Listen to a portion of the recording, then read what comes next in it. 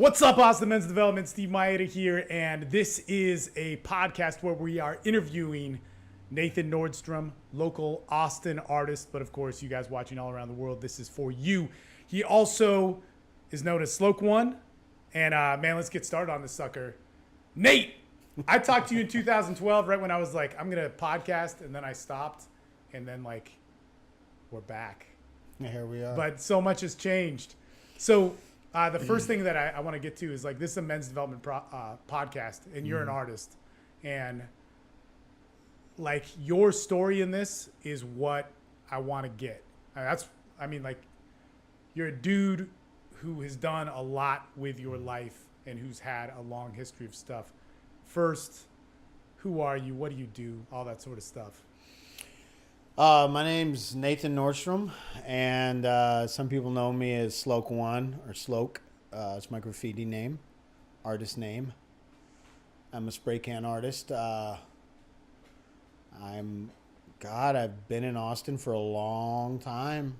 It's my home, and I like to travel the world and paint, and I like to meet interesting people, and I like to try to help the youth through art and mentorship.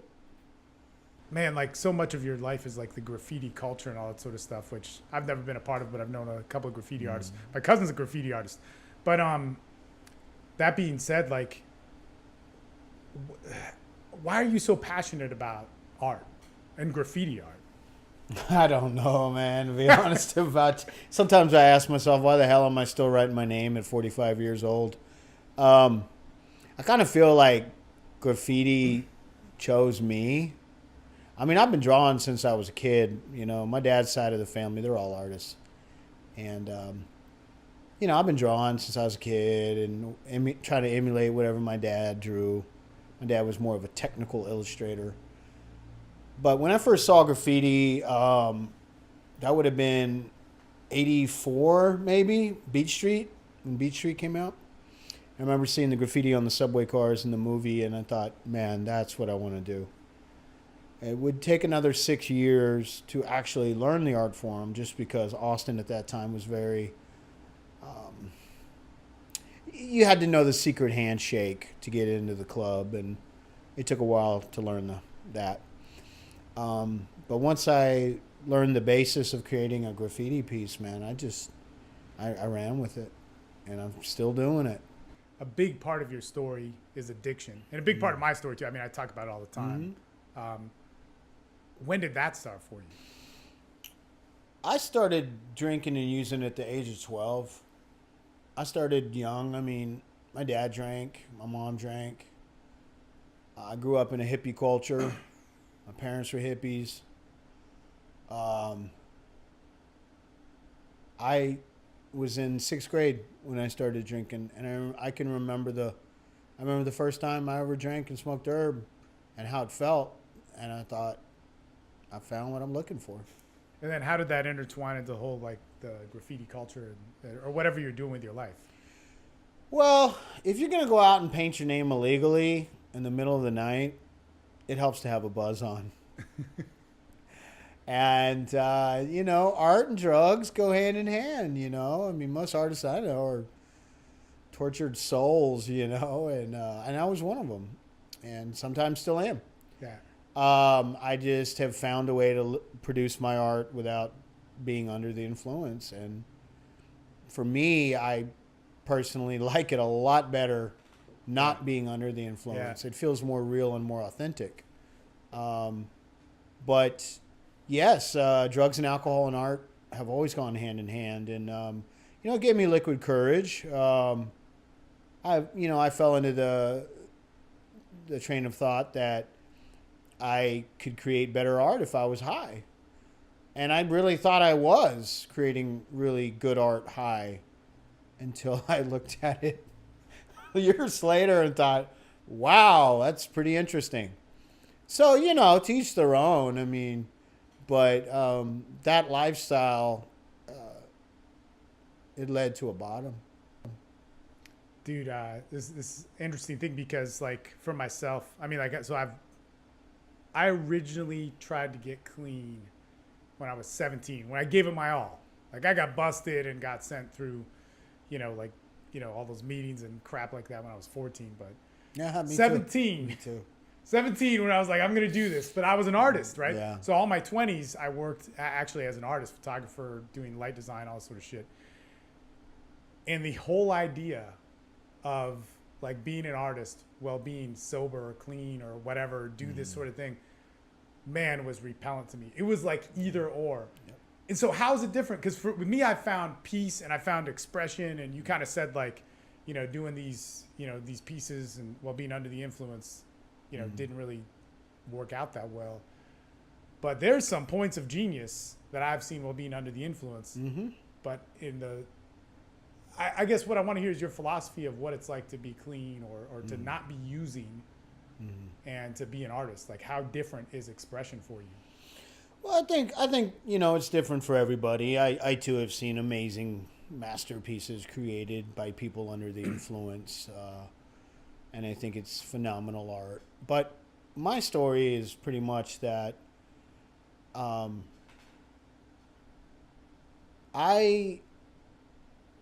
enjoyed painting freight trains and rooftops and freeway spots in the middle of the night, drunk and high. I did.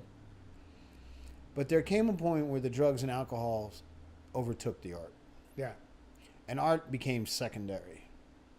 And for me, when I'm not creating, I fall into depression. I don't feel like I'm my normal self. I always say being an artist is like having 5 different people living inside of me, and they're all shouting something at me. And it's which one to feed. And the drugs became my master. And, it's interesting because a lot of that happened in my early 20s. Yeah. By the time, I started drinking and drugging at the age of 12. By the time I was 14, I already done it all. Yeah. I was dealing dope. I grew up very poor, so dealing dope was my way out. Yeah. Or I should say that's the choice I made. My sisters, I have 2 older sisters. For the oldest one, it was education. She went on to Stanford and, she did what I would say the more logical direction of things to do to get out of that situation, which is through education. I chose the shortcut. And the shortcut for me was getting high and selling dope. So by the time I was 14, I was already dealing drugs full time. I was using drugs full time. I mean, you name it, I had done it. And then what I credit to helping me graduate high school was back then they had half day. I don't know if they still do. Yeah, I had that too. And I got into industrial cooperative training. So I learned a trade. I learned printing, silkscreening. That's what I am by trade. I've been out of the business for a while, but let me back it up real quick. My first treatment, I was 14, just like because you said that. Back in the 80s when those insurance companies were taking that insurance They're still money. doing it. They're still doing it, man. Today. Yeah. The big epidemic. Yep. The big opiate epidemic, which is, which has been going on forever. It's just, now you got kids. Yeah. Suburban kids ODing. So anyway, that was my first exposure to recovery. And I didn't want nothing to do with it. I didn't want nothing to do with it, man. I was 2 years in, and you trying to tell me I got to stop? You're crazy. I like getting high. Yeah. And so they kicked me out of treatment because I wouldn't conform to the rules, and I was back off to the races. And then in high school, when I was 16, I got my first legal job. And I thank God for that teacher, Mr. Harbor, because he believed in me. And there's a couple of teachers in my life that stand out to me that knew I was high, but still believed in me and told it to me straight. They didn't candy coat it. Like, look, here's your chance to do something different. Do you want it or not? I will always respect those teachers. And that gave me a structure, something to look forward to every day. Get up, go to school, go to work, make some money. I was still drinking and smoking herb and tripping and doing what I was doing, but, it gave me, my grades shot up. I went from C's and D's to honor roll. And so by the time I graduated in 91, you know, I was National Honor Society, you know, and I was focused.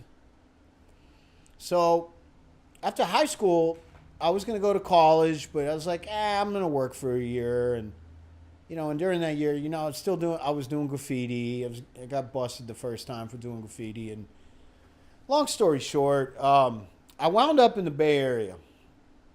I followed my sisters out to California by the time my sisters were in Palo Alto. And my oldest sister was in San Francisco.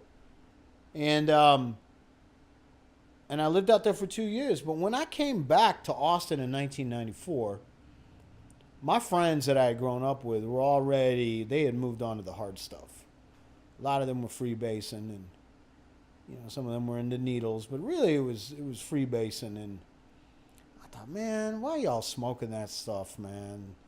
Why you want to be a crackhead, man? Chicken head. And I didn't understand it. But long story short, by the time I was 21, 22, I was already addicted to cocaine.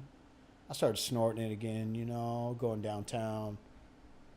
And from 96 to 2006, a good decade, that was the beginning of the dark years of my using and drinking. Art, I had bouts of clean time, and immediately I would jump back into my art. But, you know, getting clean can be difficult. And I think it was easy, more people would do it. But I thought I could beat the game. And so I'll go out there and give it another shot, and I'd get my butt kicked. I'd come crawling back in, lucky to make it back. And then finally, you know, in March 21st, 2006, I hit a really bad bottom, you know. The money was gone. The girl was gone. I was about to get evicted on a place I didn't even pay rent. I was miserable. And I gave up. And I couldn't get high anymore. I quit working. Yeah. You know. And that's the worst, man. You know, I tried to OD intentionally. And thank God I didn't succeed, but I came back to the rooms and I was angry. I didn't want to be there, you know, but I had nowhere else to go. That started my journey once again, my 5th attempt to get clean in sobriety. And immediately I jumped back into my art because my art was always there. My art was always my sanity. That's what kept me sane. That was my release, my freedom. And I started the process of learning how to paint all over again clean. And that's what leads us back up to your question, the answer to your question. Shit, man. So, yeah, hell yeah, it was scary, man. I had to start all over. At 33 years old, I had to start all over. I've been painting, up the time I've been doing graffiti for 16 years, and now I had to learn how to do it all over again. And tell you the truth, it made it interesting because there's no plateaus. Yeah. I'm always trying to paint to get better, to evolve, to, you know, I'm never satisfied with what I paint. I mean, I have paintings I like and I'm proud of, but to me, I'm only as good as my last piece. You know, yeah, I have a history, I have a resume, but what am I doing today? That's kind of my philosophy on it. So yeah, I actually enjoy it, being clear-headed, producing art. I feel like when I'm in tune with that energy, like there's no telling what comes out. Right. You know, my colors are brighter. Yeah. There's more, you know, as opposed to being under the influence and producing art where the styles were more erratic and dark and kind of just a completely different energy, you know. I found this guy I know took a picture of me in front of one of my pieces before I got clean, and my eyes were like black. You know, you couldn't even see my pupils. It was black. there's like nothing in there, man. And I have dark eyes, but today they're a little. You can see a little more pupil. Yeah. But yeah, man, it was interesting. Yeah. Man, so I mean, like for me, so it's so weird because like when you're an artist, there's that weird depth of yourself, like the fucking hate that you get into, or the euphoria, the like I'm God, the delusions of grandeur. Like that is the beauty. That like it's so fucking amazing as an artist to let go of that, to not have like heaven and hell, like you be the balance point. I mean, what a narcissistic thing. It's so crazy though, right? But I mean, to me, that's what it was. And then to learn all over again, because you said that, like you had to learn how to paint all over again. For me, it was fucking crazy. But here's the thing, man. I was like all into filmmaking when I was, 20, 22. When I was 27 or 8 or whatever, I forget, man. I actually shot a documentary that I never released. Very similar to this. And worked as a light designer, was very good at light design, all that sort of stuff. Got clean. And then started a business that was a whole different fucking great, because man, Yeah. I mean, you've known me for a long time. And then I started like, you know what, man, I need to get back into filmmaking, all that sort of stuff. And you never lose it. Yeah. But because that transition point of, man, not fighting it so much, not having to be like, oh, this heaven and hell dude, that all bounced out in a recovery process that I did. Because of that, when I got back into art, it's like that. But dude, if I walked into that expression that I feel I have now, that clarity that I know the difference of, but if I was going through that while trying to that's insane. Because did you ever think like you lost it? Like you were dead? Of course, I felt that, that was always a big concern of mine, was if I get clean, what's going to happen to me? Yeah. Am I going to not have any more fun? My life was fun before I came in. It quit being fun in my high school years. Yeah. My 20s were very chaotic. While people were going to college and getting married and having kids, I was in my addiction, and doing really in and out of jail, and it was just those were really dark days, man, and I don't want to ever forget that, because I think it's important to not forget where you come from on many levels, but especially on that level. What I had to do to support my habit, the burnt bridges, my mom not knowing where I was, not that I lived with my mom, but getting calls, your son's in the projects, and your son just did this, your son, I just saw him, your son looks real skinny, stuff like that. The normal thing that we put our parents through and our loved ones. It's funny, it's such a selfish disease, we don't, I'm not affecting anybody, but truth is, I affected a lot of people around me, and I was pretty much barred, and rightly so. I burnt a lot of bridges. I did things that I'm not proud of, but through grace and everything else, I'm still standing, and I always wonder, why me? Do I deserve this? And I'm not going to go as far as to say I do, but I will say that, why me and why not my cousin that was killed in January of this year? You know what I mean? Very spiritual woman, I miss her. Why am I still here? But, coulda, woulda, shoulda. It doesn't get me anywhere. So I got to live it while I'm here. Your cousin passed away through drugs and alcohol, or something? No, unfortunately, she was killed in a automobile accident. Yeah. And it really it hit me hard, man. She was a wonderful woman, and I can go on and on, but there's those mysteries of life, Yeah. So I figured, you know what? I spent half of my life destroying myself through alcohol and drugs. And some divine intervention came in picked me up and said, look, I'm tired of watching you kill yourself. Yeah. I got some plans for you. I don't care if you like them or not, but I'm going to smack you on your butt and start walking with me. And that's what this journey has been. Recovery's been doing what I don't want to do. But when I do it, I get the rewards of doing what I need to be doing. And it hasn't been a bed of roses. Heartache, death, loss of jobs. But on the flip side of that, dreams coming true through hard work and dedication. Reconnections with friends and family. Being able to work for myself. I can go on and on.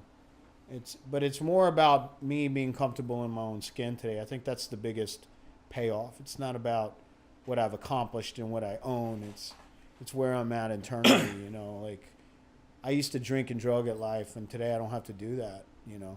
Yeah, it sucks. I got to feel it, but that's life, you know. Man, I want to ask you something because you said divine intervention stepped in, right? And then, like, this, oh man, people get all pissed off when you bring up any like spiritual. I don't care what they think. If you ain't experienced it, you ain't experienced it. But here's the thing with that is that I have this idea of acceptance, and like a lot of people out here talk about acceptance just in the world or whatever. Like they'll talk about God gifting them something or like their higher power, spiritual, whatever. You know, it's like I got a new car and that's because I prayed, you know, or like we've had those discussions about just like, man, fuck, I'm broke. Like, what do I do? And I think so much about spirituality, at least for me, because I'm not religious. I don't even know what the fuck it is, man. You know, agnostic at best. I can't say atheist because I believe in life too much. I mean, you look at biology and there's so much crazy, awesome stuff out there. But like, the thing is that when I stop going, oh, this is for me, and I'm a part of life, you know, and I stop going like, oh man, this is my world, you know, like as soon as I align with God or whatever, this works and I can expect that, dude, life gets so much better. As soon as I let go of that and I go, my job is to accept this world. I can't make the world turn the other way, let alone people respect me in a certain way, let alone change my luck, you know? And I think so many people expect that. I just heard that bit from what you said, that little bit of you going like, there's a plan for me and here's this path and all I got to do is walk, which can suck, but. Yeah, I mean, for me, I try to keep it simple, you know, and I'm not perfect. I mean, I can be the grumpy old man some days. And you? Oh, yeah. You know, but I try to keep it simple these days. I try to keep it like, don't self-destruct through drugs and alcohol, number one. Yeah. Number two, don't be a jerk. And number three, go help somebody. Yeah. You know, and I feel like that's what my plan is. I feel like, and I can't say I know what my plan is. I know what the universe's will is for me. No, but I don't think the universe's will is self-destruction. That was my choice. Right, You know what I'm saying? Yeah. And so, especially in the world today where logic is illogic, you know, and the truth is fiction. Yeah. You know, and everything's reversed, and we're living in crazy times. I think it is more important than ever to treat each other with respect, you know, to quit acting like animals, man. You know what I'm saying? I hate you because you don't agree with me. Like, what kind of it? Hey, man, whatever happened to agree to disagree? I mean, You know, it's interesting times, and I think it's really important to treat each other with respect. And I understand people hate each other, but you know, I don't know, man. Deal with your own problems and get right. Get right with the universe. Get right with yourself. I don't know what you need to do. Yeah. I just know that if I get into that mode of hating you, it's eating my soul, and that's not good, man, for me. Yeah. You know, I don't know what's good for you. Half the time, I don't even know what's good for me. That's why I have to ask for help. Yeah. You know, through my mentors and the people that I look up to. I just know that the life that I used to live almost led to my destruction. And something had to change, you know. And the rest has been a work in progress. You know, it's been a very slow process. I don't have anything figured out. I don't understand why the universe works the way it does. I just know that if I take these actions, I get these results. But you said earlier about expectations. What I've learned is it's good to hope. It's good for me to hope and dream. Yeah. But it's not good for me to expect. Because if I expect or I feel entitled, Yeah. I'm only setting myself up for disappointment. Yeah. You know, it's funny. I learned the world owes me nothing. I owe the world. Fuck. And that's, yeah. Yeah. You know, I don't care what my story is or what. The world owes me nothing. Yeah. I mean, I'd love to be retired on my accomplishments, but that's not how it works. Like Man, I said earlier. what do you owe the world? What is that to you? I feel like, to me, you know, I used to be a menace to society, and now I've learned to kind of be a productive member of society. Yeah. What I feel like I owe to the world is to treat people with respect and to be helpful, you know, to help out my brothers and sisters if they want help. Not everybody wants help. Some people choose to stay in wherever they are, and that's fine. I'm not on a mission. I'm not out to change the world. But I am here to treat myself and others with respect the best that I can. You know, a good barometer for me is traffic, Austin traffic. You know, Dude. I can't say that I always feel like that in Austin traffic. But what I've learned is to try to practice restraint of tongue, you know, for survival reasons. You never know who's packing these days. Totally right. But, you know, I don't want to get shot over a fender bender, you know. Yeah, it's just, I'm trying to learn to just slow down, let that person in front of me. We're all trying to go to the same place, you know. We're trying to get from A to B. A bunch of ants, like worker ants, you know, bumping into each other sometimes. And I don't know, man. Life's a trip. I mean, it's interesting because I used to live in a bubble. And that bubble/prison was my mind. And I can still go there. And today I try my best to not go there. I try not to. I am human, so I'm flawed. But I never know what another person's going through. You know? I don't know your story unless you tell it to me. Yeah. I need to check myself when I catch myself about to gossip or judging someone because of their looks. You know, everyone's got their story, man. Everyone's got their struggle. You know, what I like hearing about is how the hell did you get out of your struggle? Or better yet, what are you doing today to enjoy your life? I mean, life's short, man.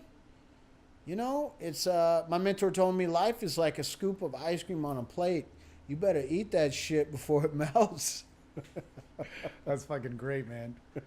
Man, so funny you brought up the traffic thing because I was coming here and I missed your driveway and I was like, oh shit. Man, and then some dude cut me off, or like, you know, actually I cut him off, but like I don't talk shit on the road, man. Yeah. I just and that means I'm in a good place today, but like there's some days I do talk shit on the road, but this guy got pissed. He got so pissed because I was like, oh fuck, I gotta do a U-turn. So I cut over and I knew I was cutting him off, but I was gonna, you know, turn left into whatever, and he got so mad that he drove around me and cut me off again. Like how I cut him off. And I was like, wow. And that just blew up my mind for a second. Yeah. And I just thought for a moment, I was like, wow, man, everybody's so into right and wrong, which is also what you talked about. Yeah. Everybody, this is another thing, everybody encases it with the truth or this is the facts. Yeah. And those are all great things. Nobody even checks the facts anymore. But I hear what you're saying. But the thing is we get to somewhere where we go like, you know what, I'm right. And who's to say that you're wrong? But because of that, like that somehow justifies that we hate each other. And that is not it, because you're different than me. I'm different from you. And that's what gives us our value. That's what gives it art. Yep. I'm never going to see what the fuck you see in that painting behind you. Yeah. Never. I mean, at most, I think any person who gets it is going to get, you know, a tenth of what you saw and felt and all that sort of stuff. And it's almost... Well, that's the beauty of it. Yeah. Is, you know, I can see something and then you see something different. You yeah. know? I love that about art. Yeah. But man, like people are not seeing that, I think, with with everything right now, and it's a bummer, man. You know? There's an old saying: do you want to be right or do you want to be happy? Right. And sometimes I want to be right, damn it, and I'm gonna make my point known, and then it's like, okay, so what? Yeah. Nah, I think I want peace, man. I think I want some serenity.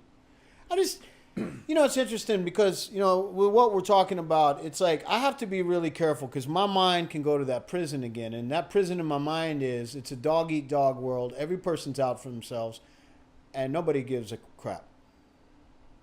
Everybody's just out to take from their brothers and sisters. Because that's the kind of world I grew up in. I saw that on the streets. I saw that in my household. And I see a lot of that on the news and out here in the world. But to generalize an entire population is ignorant. Because everybody's different. What I do see when I travel the world and here in the States is everybody wants to feed themselves and their family, wants a roof over their head, and wants a means of living. That's like a universal human condition. And when you start impeding on that or trying to take away, there's going to be resistance. It's survival, But to be like, I hate my neighbor because they voted for Trump or they voted for Hillary, is just, it saddens me to see the state of where we're at. That's why I think history is so important. And I'm not a history major, but I do know some things about World War II. And it's interesting to see where we are right now. Because you think with all this technology, we would be moving forward and progressing. But in a lot of ways, I feel like we've kind of gone backwards. Where everybody is connected, but how connected are we? Are we, yes, we're using technology right now. I'm on social media.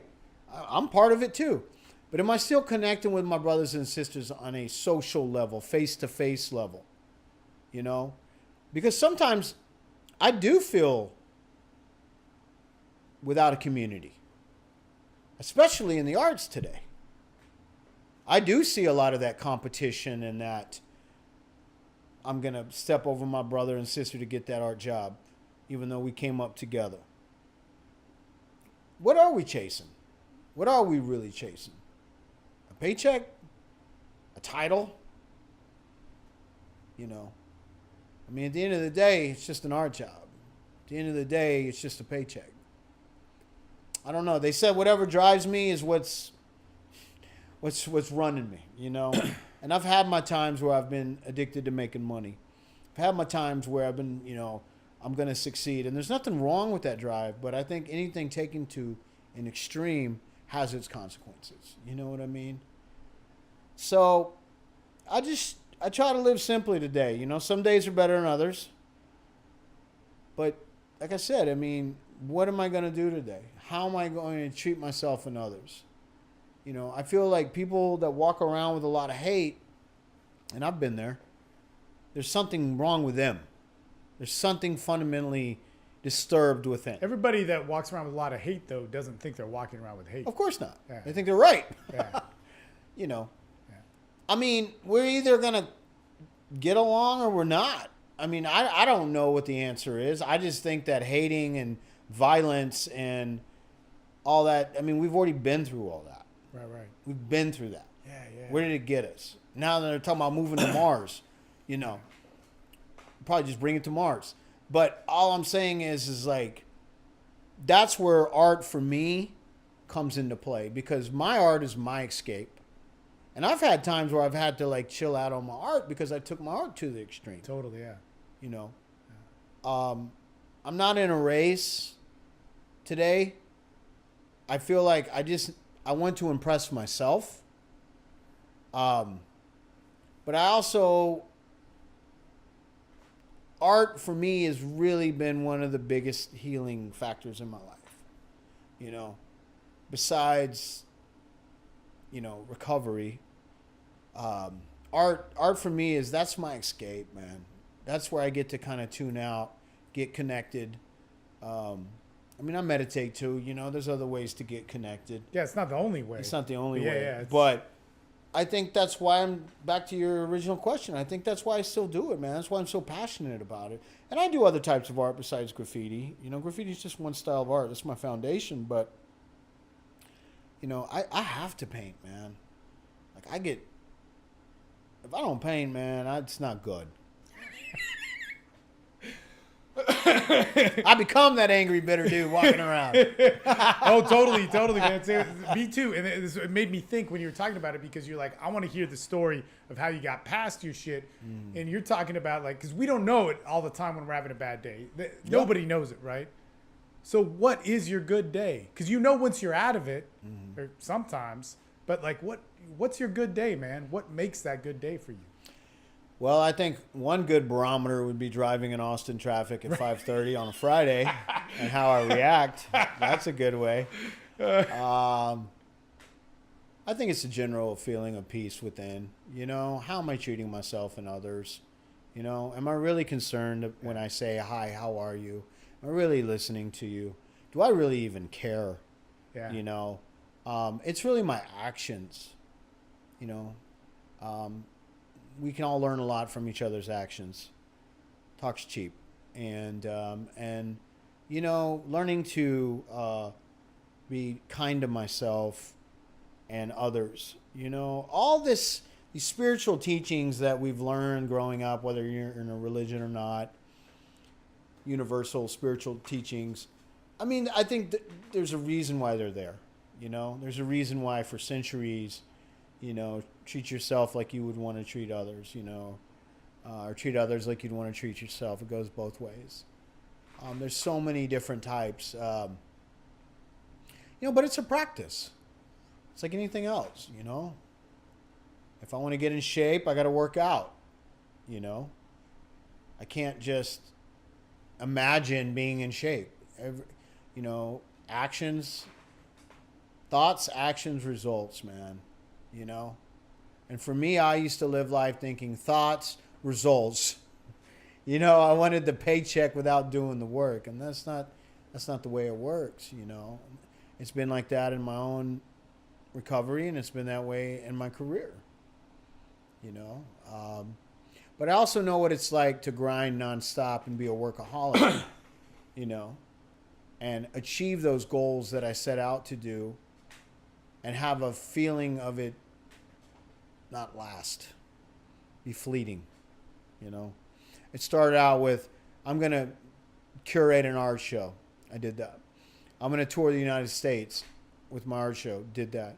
I'm going to go to Europe and do an art show. Did that.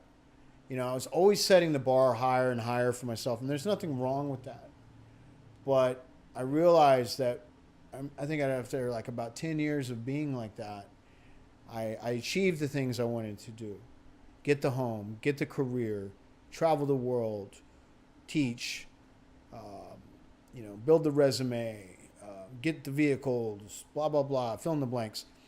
And it not be enough. Totally. You know what I'm saying? Yeah. I do know what you mean. And I remember a mentor telling me that early on, hey, that's great what you're doing. Those are all good things. But those are all external things. When are you going to learn to take care of yourself? And, you know, the past 4 years, that's been a process, you know. So a good day for me would be being connected to this power, whatever it may be. I choose to call it the universe. Making conscious contact with it. Restraint of tongue and pen. It's a good practice. Can't say I always do it. And treating myself and others with respect, you know. I mean, even like the person that I can't stand. Yeah. Be kind to them. Don't be a doormat. Right. Hey, man, I learned to love people from afar, you know. There's nothing wrong with that. I got to do what I got to do for my own peace and soundness of mind, you know, and soul. And if that means I got to walk away from that negativity, I got to walk away from it. Because believe me, I can be just as negative as the next person. Right. I grew up in negativity, you know. Right. I have to treat the mind, the body, and the spirit. And it's a process. And the funny thing I'll say about all that, though, is I never believed in any of that crap. Yeah. You know, when I got clean, I was like, I'm just not going to drink and do dope today. I learned, no, there's a lot you got to do. Just stopping the drugs and the alcohol is just the tip of the iceberg. It's my behavior. Because I was still acting like a drunk with my behavior. And all that came back to me. You know? And I kept putting my hand on that hot stove through my behavior. You take one thing away, all these other things pop up. Right. You know? So it's been a journey, you know? And I will say this, coming from a place of chaos, I prefer serenity and peace today over that. You know? You're damn right I'll do what I have to do to defend myself. But that's self-preservation. That's not creating chaos. You know? That's how I know that I'm doing okay. You know? But I admit I'm still learning to not be so hard on myself. That's one of my traits. You know, and that's why I need to surround myself with positive people that are doing things with their life. And that's not to put down people that are still in the war zone, you know. But I'm not out to save anybody, you know. But if you need help, I'll do my best to help you, you know. But you got to want help yourself. You know, I've had to let go of a lot of people in my life because they were just kind of, you know, but I found out I was putting myself in that position. You know, if you're always giving and people are taking, well, what are you? You're the giver. You can't expect them to not take from you. So yeah, man, men's podcast. I've always seen you as like you're a guy, man. You're a man. There's no bullshit, you know. You're not like one of those dudes that's like, oh, I don't know what I want to do, or I'm not going to speak up for myself. I mean, you might think that you don't at times or whatever because you're hard on yourself, but you're. I mean, shit, dude, you're an intimidating guy. Like, you have that masculine presence. So, what's missing from masculinity today? Just as an observer, I feel that I always wanted to make a T-shirt that said "Man up, bitches." You know, it's just, you know, some people say, you know, men have a feminine side and all that, and you know, I guess so. I feel like I'm about as straight as they come, but that's just the way I was raised. And a lot of it is that old machismo BS, you know, pull yourself up by the bootstraps, never let them see you cry, you know, which I don't agree with a lot of that the older I get. I believe, yeah, you need to pull yourself up, especially if you're getting your butt kicked, if you can. You know, it's interesting, you know, I used to stuff everything. And growing up in my household, my dad was very stoic. And you did not want to get caught crying in my household. And I think that had a damaging effect in a lot of ways on me because it just taught me to stuff my feelings, which later on in life would come out sideways and usually on the people closest to me. Not physical, but, you know, verbally, which is just as wrong. So getting older and getting clean, it was like, you know, you're going to feel things. You're going to feel it all. And it was really uncomfortable, man. You know what I'm saying? It was really uncomfortable to have to like dive in and feel that pain, that abandonment, that physical abuse as a child, all the things I went through, the child abuse. Because what I learned is like, I'm good at building walls, but behind that walls is my true self. And I feel like a lot of men do that. A lot of people do that, but in this case, men. And there comes a point where the walls start to crack. And that can either be a good thing or a very disastrous thing. So learning to be comfortable with myself, accept my flaws, accept the fact that I am human and I do have compassion and I do care. That was one of the biggest things was admitting the truth that I do care. You know, that yes, I have feelings. I am sensitive. I'm human. I'm not a robot with muscle. You know, because in my mind I was. I always say, For me, my mind was like, that scene in Conan the Barbarian, the first one where they capture him as a kid and he has to grow up and he has to push that thing all his life, his teenage years, pushing that, and they're whipping him, mush. That's me. That's how I grew up in my mind. Right. Yeah. Okay. And now you want me to be loving and caring? You're crazy. Mush. That's where my brain goes. But that had a damaging effect on me. I know it sounds funny, but it's true. No, but I know the scene, and I get the idea too. No, let him see you cry. But that's the thing also with like your childhood and memories and things which shape your life, and trauma and abuse. Yeah, of course. But we build up a fan. Like I don't know how many times all the things that I know affected me, like affected my emotional makeup. I don't know how many times I felt it. To me, it was every day. Yeah. To me, it was every day. My mom did this. Yeah. My dad did that. That the bully at school did this. Yep. I cannot tell you, and I've like looked, like maybe it was once a week, maybe it was 5 times total, but it's that just over and over and over again, and then it shapes your life, man. You're punching that clock when you get in the bed with somebody. You're punching that clock when you show up for work. Yep. You're punching that clock when you're making a new friend or giving a presentation. You don't even know it, man. Yeah. It's so crazy. Yeah. It's interesting how, those stories and scars stay with us. Yeah. And it's interesting. I can have compassion to humans. I'm a human. I should have compassion towards myself. But at the same time, I'm not going to say I love everybody. No. Do I care? Yes. Do I have compassion? I do my best to practice it. A lot of that comes from my experience. I don't live in a fantasy world where everything's okay. Because for me, it's not. I have to work hard at happiness, joyous, and free. Because I don't come from that. So every day I wake up, I have a choice. How am I going to live today in my life? But back to your question. What's missing? Yeah.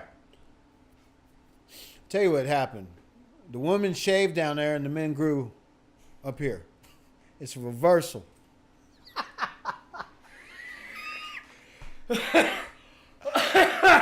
That was a joke. But not really. It's great. I think, as an observer, I'm 45 years old. I grew up here in Austin. I think men have lost touch with their masculinity in a lot of ways. I'm not going to blame anyone for that other than maybe trends of society, maybe too much PC, maybe too much metrosexual. I don't know. I don't really have an answer for that, but I have noticed the difference. I think what I see a lot in society today is nobody wants to offend anybody. Just online. And, life's not fair. Toughen up. I mean, I try not to be a jerk to anybody, but I do have, just like everyone else, I have my opinions. I think people have gotten really soft. I mean, I'm grateful I grew up in the generation I did where we rode bikes without helmets, where we played in the streets. And if we didn't come home when that street light came on, our butts got tanned. I'm grateful I drank out of old, gnarly water hoses, I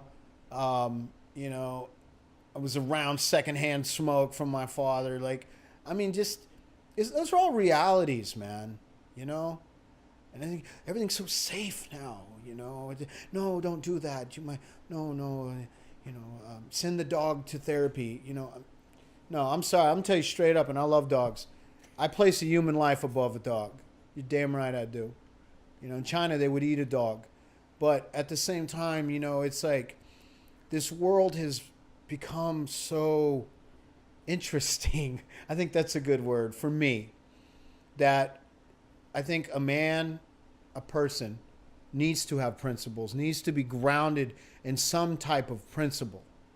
Not without a foundation, you're going to fall over when the first hurricane comes. You know what I'm saying? Yeah. There has to be a foundation.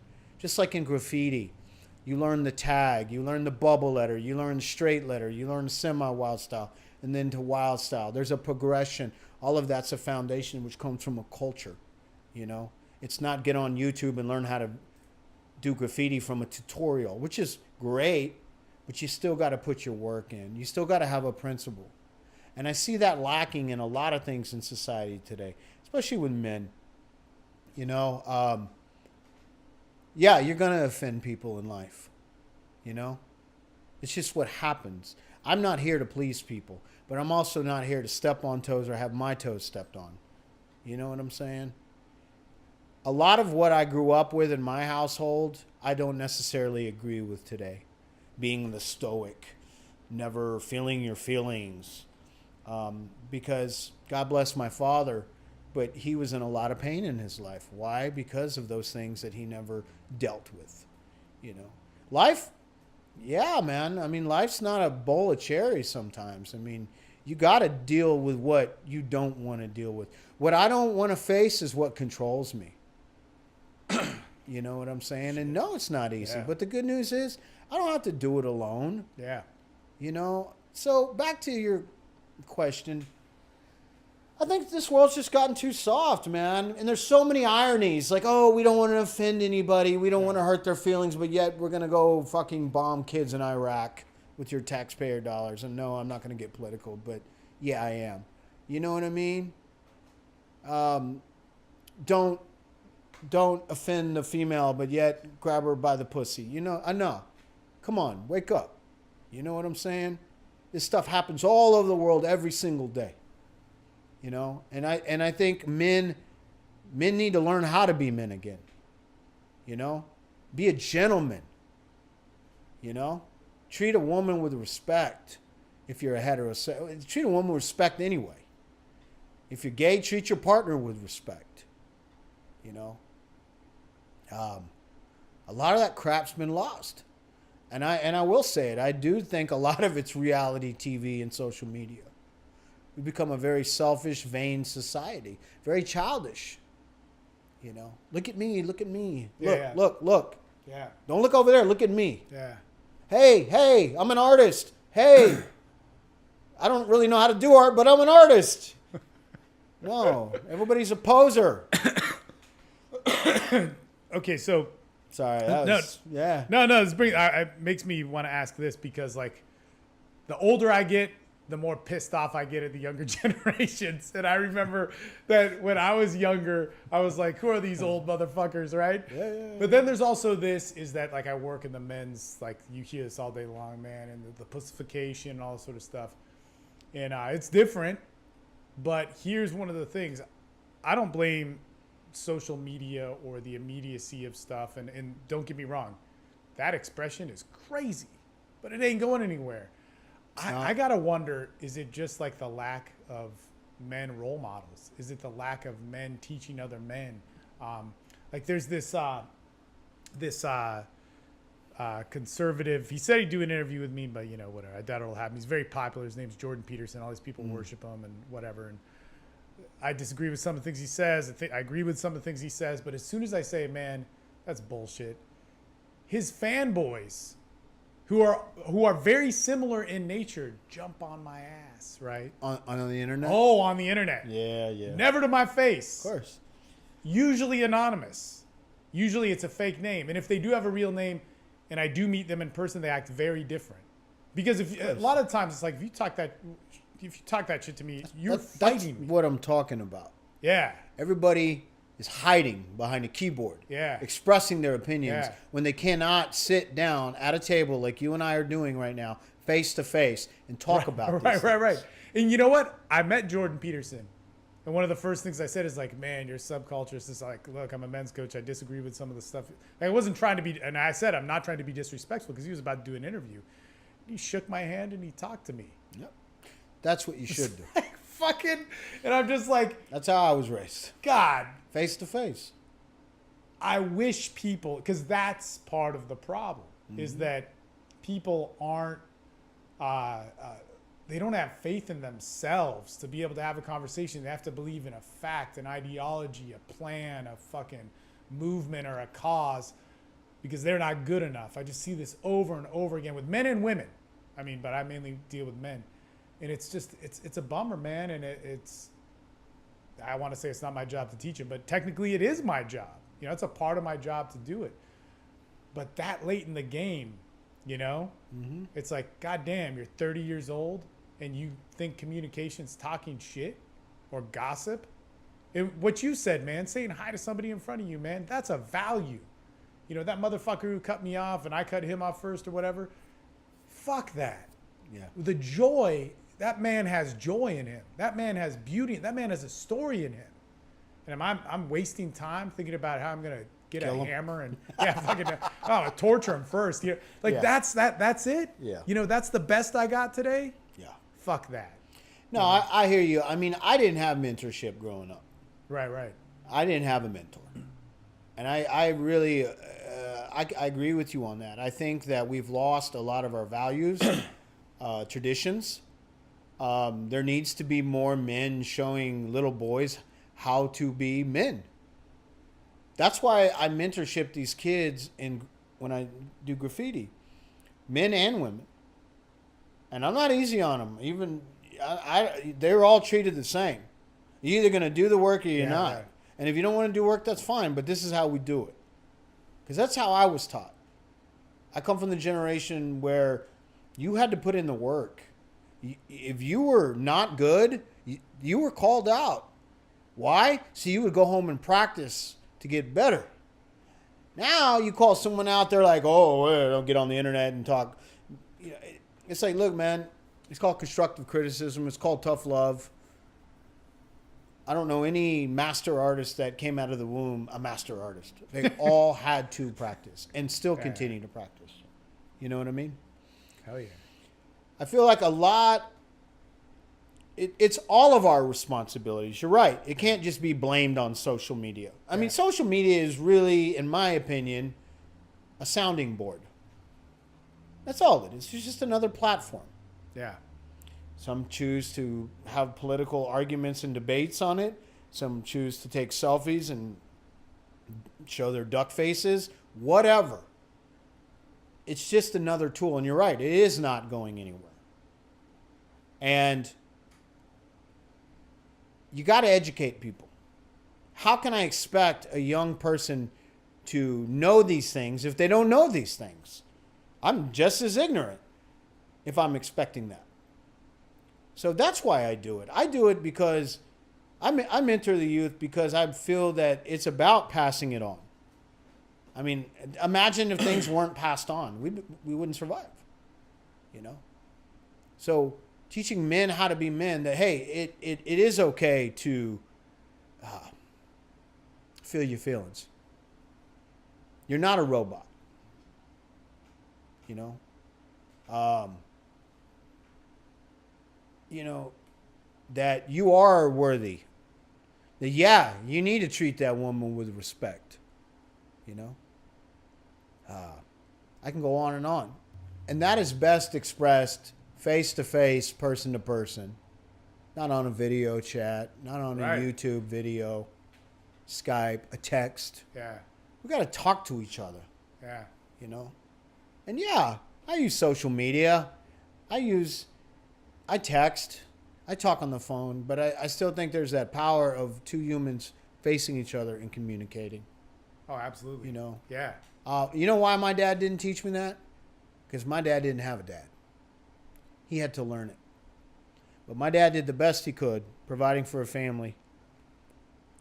And I salute him because so many men, you know, we were talking about this earlier. It's like, man, we like to make babies, you don't like to raise them. It's got, you know, there's a problem there. You know, I was taught a real man steps up to the plate. A real man provides for his family. A real man treats his kids and his wife with respect. You know, those are just things that I was taught through members of the family or people who were like my surrogate family. You know what I mean? You know. Interesting times. You know. Hell yeah. You know what's always good about these interviews is it's like, at first when you start, you're like kind of feeling it out. And just like, you go through like, you get to some good stuff and you're kind of, I just know going back and looking through the footage, I'm going to go, Jesus Christ, man, he went in that direction. I didn't even catch it because there's like so much happening. Yeah, I know. We're all over the place. No, it's good. It's good because that's how conversation happens, man. And a lot of good stuff on masculinity there that I think is, man, there's a lot we could jump down that rabbit hole. But, man, I want to ask this because this is something that happens all the time. I talk about addiction a lot. I'll talk about, drug addiction, which is a huge part of my life. Sex addiction, also a huge part of my life. Whenever I bring that up, people say a couple things. Number one, they say, if it's sex addiction, they say it's to shame men, which is like, okay, there's credence to these arguments. All these arguments, they have validity. When they say drug addiction, it's supposed to be like to put the scare on the opiate epidemic or whatever the hell it is. Also credence to that, right? What I try and explain to these people is like, man, I'm not talking about some pop culture addiction, nor am I trying to romanticize addiction, but it is a very real thing where when people start something, they can't stop. And when you were talking about, it's like an hour ago at this point, how you were coming up and all that stuff. What happens when you hit that pipe for the first time or you do a shot of dope and it doesn't get you high? You were talking, man, that's a fucked up world. I know for myself. You're just trying to not get sick. What does addiction mean to you? Well, I didn't understand addiction growing up. I mean, who really does? My parents were alcoholics. My dad, he drank, but he still kept a job. I didn't understand that. Yeah. And he didn't understand me. He didn't understand why I'd have a couple drinks and then I'd disappear. He didn't know later on he found out what I was doing. He didn't understand that. I didn't understand how he could drink and keep a job. And it wasn't always like that. All this was gradual for me. There was a time when I could drink and keep a job. But over the years, it progressed. Here's the thing. I don't get into debates on whether or not addiction's real or not, or it's where's your self-will or your willpower or any of that stuff. People are entitled to, they're going to think what they think. All I have is my experience, and my experience is it started out as fun. I liked the way it made me feel. And that went on for 21 years, that lifestyle. But in the end, it turned on me. And I couldn't stop. Now, I don't understand that. But that's my story. So what do?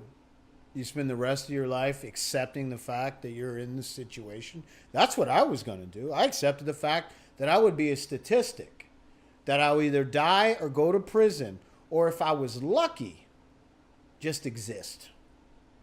I gave up. That's sad. And I know a lot of people like that. Right. They just say, I can't beat it. I got to have my medicine. Let's back up a little bit. People like to get high. People like to change the way they feel. We all do. Whether you drink it or not. There's a million ways to change the way you feel. Some people are addicted to working out. They like the adrenaline rush. I fill in the blank. But my experience is I really enjoyed it. I really did. I love drinking and getting high, man. I did. I had some good times. But if I was to look at the two, the beginning and the end, there was more bad times than good. And I couldn't stop. And it turned on me and I couldn't. It was like the only time I could ever stay stopped if I was locked up. No, I should say stopped. That's the only time I could stop. And I remember making promises to myself. It's time to turn your life around. And then I get out of jail. And before I knew it, I was back on the races. And some people, you're just weak. I don't know. I mean, I've done some pretty interesting things in my life. I wouldn't call it weak. But we're talking about accomplishments. We're talking about drugs and alcohol. Well, you made the decision to pick up. Or, don't try to use that it's a disease excuse. No, I don't. I don't claim any of that. All I have is my truth. And my truth is I couldn't stay stopped. The consequences never kept me from picking up. I lost my power of choice. That's what I'm trying to say. No, I'm not a victim at all. Mama, daddy, the universe, nobody put a bottle or a pipe or a needle in me. I made those decisions, and I own them 100%. I'm 100% accountable for my actions. But I couldn't stop.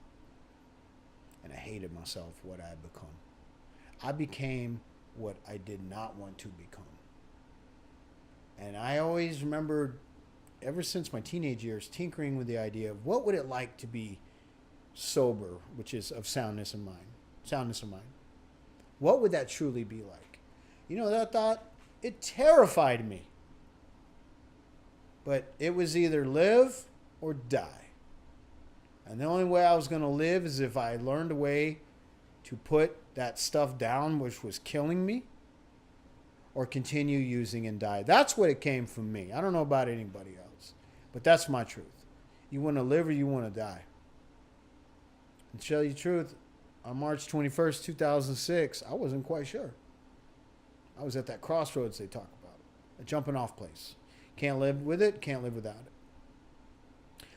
I tip my hats to people that can control their stuff, but I can't. And I don't need a doctor to tell me that, and I don't need a forum or I don't need anybody to tell me that. I know that because that's my experience. Now, I don't know about you or anybody else, but for me, the only way I could stay stopped, I had to learn to live a different way of life. And I found that in the rooms. I found that in recovery. And no, I didn't go to treatment. I had to sober up the old school way. Yeah, dude. No, that's respect, dude. This time around, I did too, but I wasn't. And I ain't knocking treatment centers, but let's face it, man. Treatment centers are a business, and I get it. Totally. Supply and demand. That's all they doing. They're just, they are what they are. But I don't come from treatment culture. Yeah. I come from the rooms. I come from where old dudes told you, if you want what we have, you do what we do. Yeah. And if not, there's the door. Yeah. They weren't there to coddle me or comfort me. They're there like, look, man, here's the deal. You want to do it or not? And my first thought was, screw all y'all. But they gave me that tough love. They didn't co-sign my BS. They just said, man, if you want what we have, you do what we do. Yeah. And a lot of those guys came in when they were 50, 60 years old. I was in my 20s when I first came in. Yeah, dude. And they were like, look, man, just stay. Don't go through what we went through. You don't have to. It always blows my mind to see a kid, 18 to 20 years old, come in and get it. Yeah. And stay. Yeah. And I'm like, yo, do it. Yeah. You have no idea what lays ahead of you, man. You have possibilities now. But here's the reality. The reality is that I'm not cured. I have to take action on a daily basis. And if I want to stay clean and sober for the rest of my life, there's things that I have to do in order for that to happen. And I don't take credit for my sobriety. I call that grace. And I don't consider myself a religious person. I don't understand the universe. I really don't. I don't understand why good people die. I don't understand why there's wars in the Middle East still. We could sit there and get all debatable about it. But, humans, man, we're animals, man. We killing each other. We talk all this. Sometimes it seems like principles and values are a joke in the world we live in today. But we're all we got. You understand what I'm saying? Oh, yeah. So how are we going to live it? Yeah. And that's what I was trying to say earlier. Yeah. I don't know what the next person needs. It's not about proving I'm right. I have to look for guidance myself through spiritual practices and through people that I consider mentors, But back to addiction, I have a friend, man. I used to get high with him, man. And I remember I got high with him a couple times. And he was like, man, dude, I'm going to go home. I'm tired. I was like, what? We got all this stuff, man. I'm going to go get some more. He's like, no, man, I'm going home. I'm tired. God, I was like, you're crazy. We're just getting started, He got a DWI. He quit drinking. He just quit drinking. He smokes some herb now. Yeah. Every now and then, he'll smoke some herb. Get creative. He's an artist type. See, I'm not him. If I drink, I can't stop. If I smoke herb, I drink. And if I drink, I go do other things. Man, he doesn't have an addictive personality. That's what I'm trying to say. Yeah. So to all those that want to, addiction's a myth, whatever, man. All I know is it's, I've been clean for 12 years, and I'm grateful for that. And it doesn't mean I buy everything that is in the rooms, because I don't. But I know that when I take those actions that are outlined in those steps, my life is worth living. And I'm not going to argue with that. And I owe my life to that program and the universe. Because I was a statistic. I tried to overdose intentionally. I gave up on life. And that was on me. But like I said earlier, something bigger than me stepped in and said, nah, I ain't ready. Ain't ready yet. It's not your time to go yet.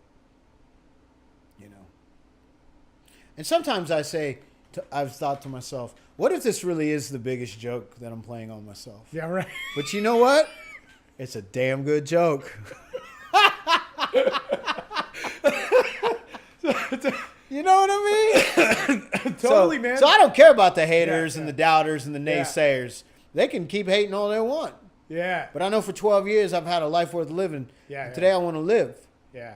I didn't want to live on May 21st. Yeah. I wanted to die. And I was never the suicidal type. But yet there I was. And there's that old saying, yet, which also stands for you eventually too. And I hope nobody ever goes through what I went through. And I know people have had it way worse than me. Right. But we're survivors. Yeah. Let's face it. We're survivors from the trauma of our childhood. We're the survivors from the consequences of a self-destructive lifestyle. Yeah. So what is our duty? Our duty is to pass it on, man. Pass it on to those that want it.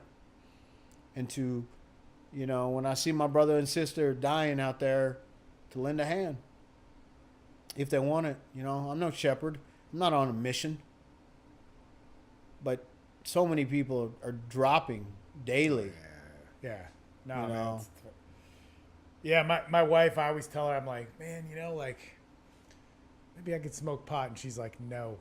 And she's very, open-minded about all that sort of stuff. But just having been with me for 6 years and seeing people just doing one thing and then dead or killing themselves or killing somebody or ending up in prison, it's so, and it's not everybody, but I mean, it's obvious.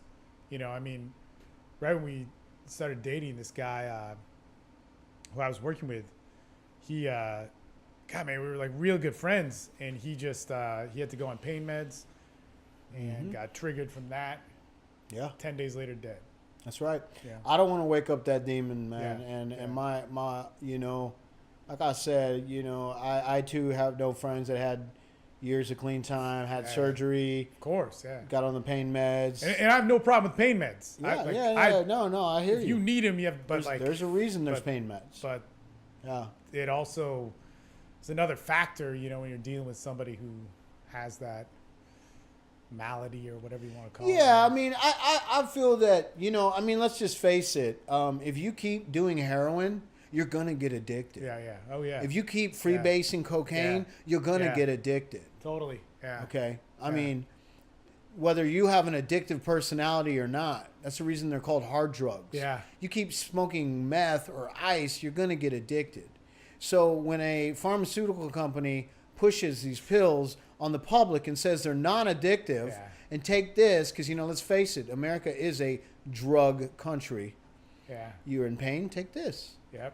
Never addresses the root cause of the issue. Right. Just puts a Band-Aid on it. So you push these pills on a population for profit and tell them it's not addictive. And then you cut them off. You're damn right they're going to go score heroin on the street. Who steps in? The cartels. Yeah. No, the cartels have always been there before, but still. Yeah. It's an epidemic. It's an epidemic. Listen, man, people have been shooting heroin for generations. It's just it finally got some light. Yeah, man. Where was all the attention on the crack epidemic? Yeah. Right? Well, the big argument with that is that it's the whole war on drugs thing, because Which is all a sham anyway. yeah, I mean that was like the war on drugs. The war on drugs was bullshit for politics. Yep. But that doesn't deny that there were not real fucking problems happening, and that, and there's so much that goes into it politically, whether it was targeted or what. And I ain't even trying to get with that, because that distracts from the problem. Just like now, it's like, oh man, there's an epidemic. Oh, it's the politicians going again. It's like, yes, they are. But you can't also say that addiction isn't real. You can't say People are dying. Yeah. Yeah. And there's so many, it's like, well, what about the heroin addicts from Vietnam who just, didn't go through withdrawals? I bet you they did go through withdrawals. It didn't affect them in the same way. And but what about rat park? I don't know if you've heard about this, but and it's like legit scientific studies, but that's great. There's legitimate people fucking dying. And so if Dead is dead. Dead is dead. And it's interesting because with the whole rat park thing, it's like there were these rats and you put them in a cage. They fucking Oh, I heard that. The cocaine new till they cocaine die. rat experiment or something? This was in the 80s, actually. So this was in 1981, I think. But they did it where they gave the rats a society to live in. Yes. And then only 10% of them got addicted.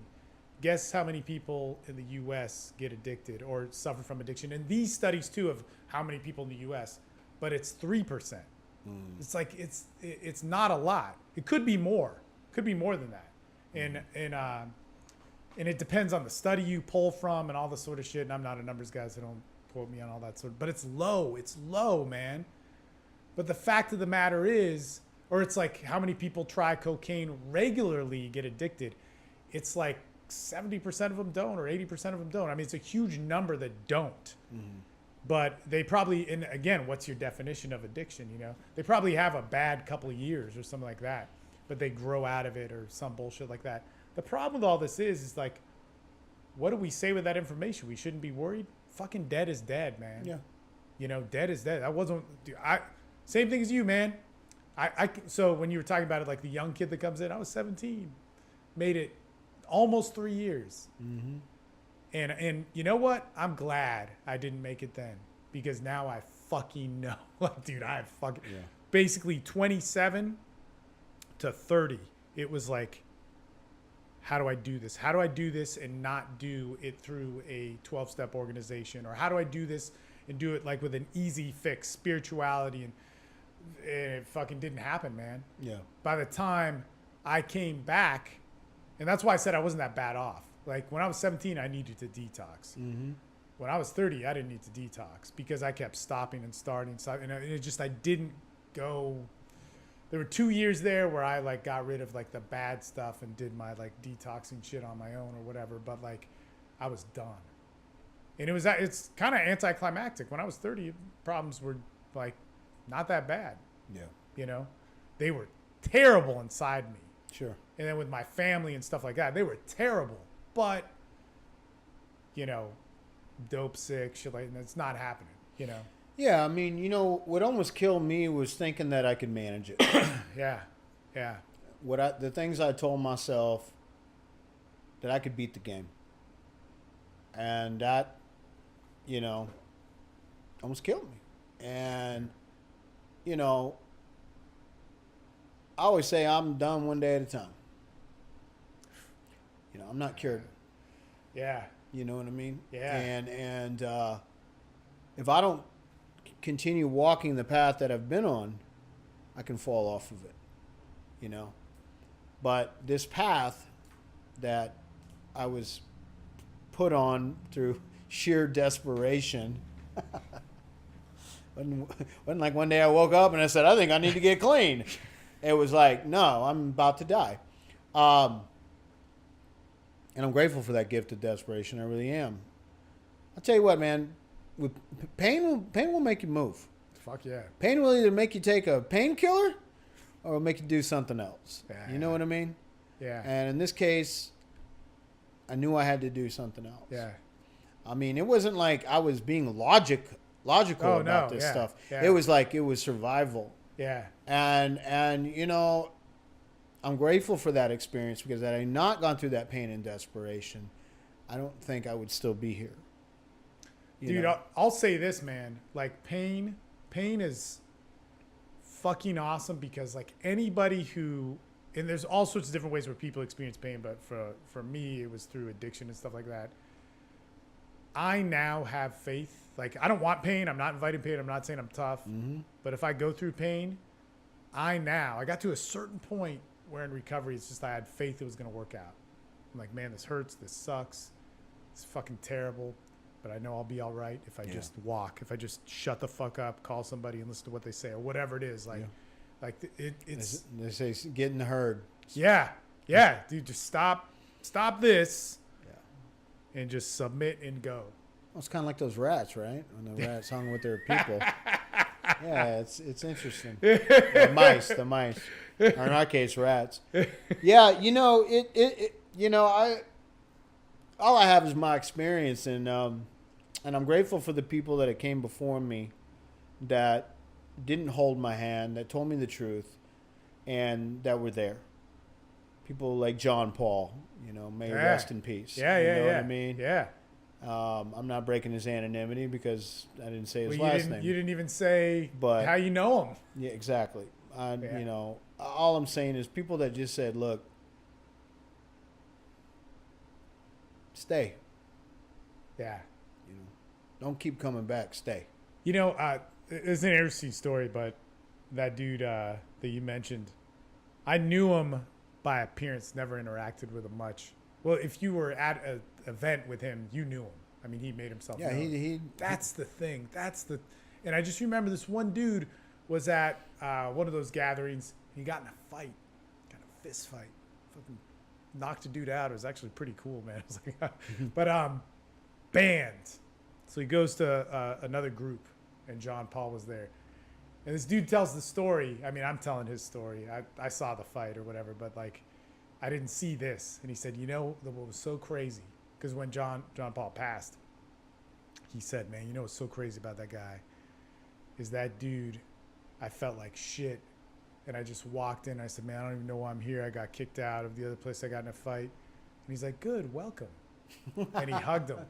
And he's like, but that's the spirit of it, It's like, again, back to the dude who cuts, or I cut off, he cuts. Like the best I got is fuck you.